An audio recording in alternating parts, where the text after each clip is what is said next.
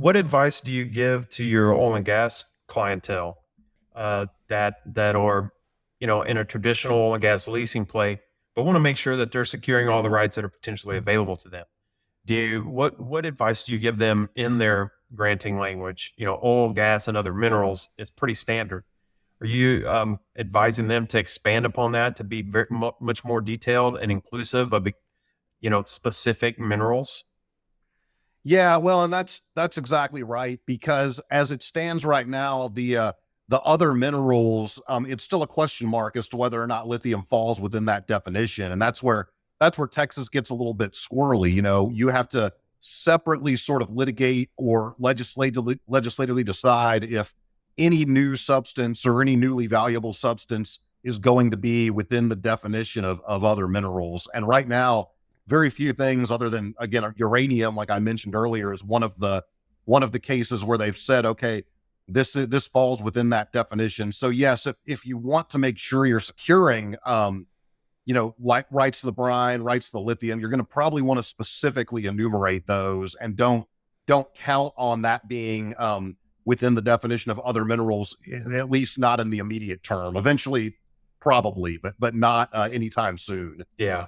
I guess it would have to expand beyond just stating those minerals. You'd have to state specific royalties that are economic, I guess, Yeah, for I production. think that's right. And in some older leases, occasionally you will see kind of buried down in the royalty clause something like 1/10 for any other valuable mineral that might be discovered, something like that. So it's certainly not unheard of that kind of language would be included in a lease, and it's not unprecedented. But you do want to be careful how you're drafting if you want to make sure you secure those rights. Yeah. Yeah. So on the royalty front, right, that's been kind of the big thing that everybody's been waiting to hear in Arkansas from the Oil and Gas Commission there.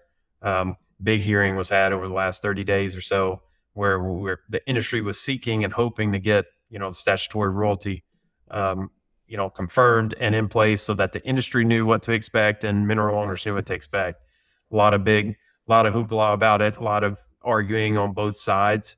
Um, and takeaway was that AOGC didn't make any decisions. Basically rejected the application of the industry.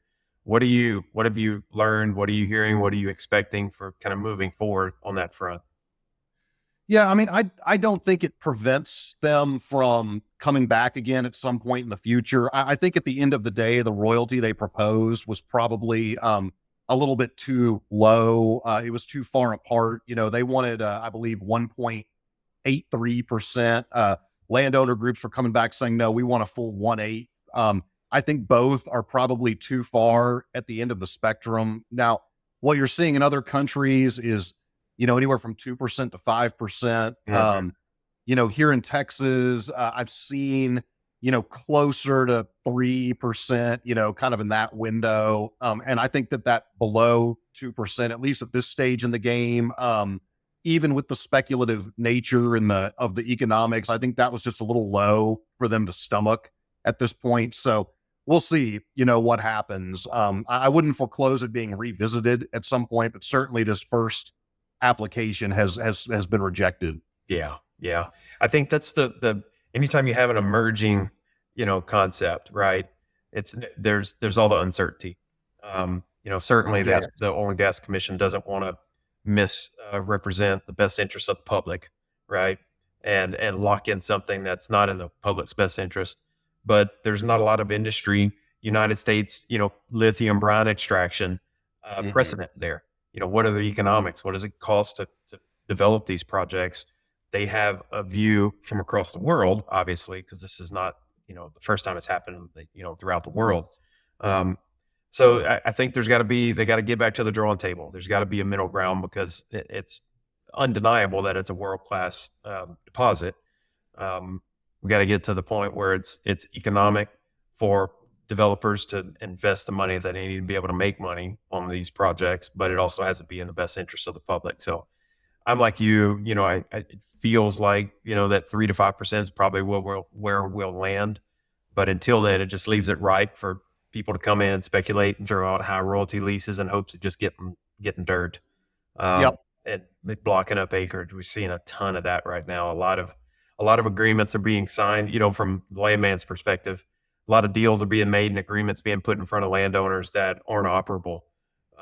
But they're being, drafted and secured by companies who really don't have much intention of actually operating. They want to flip it all to somebody anyway. Um, so And I think you've seen that in the solar development space as absolutely. well. Yeah, see that in all these emerging spaces. There's a Yeah, difference between an operable agreement and, agreement that a landowner will sign, sight unseen.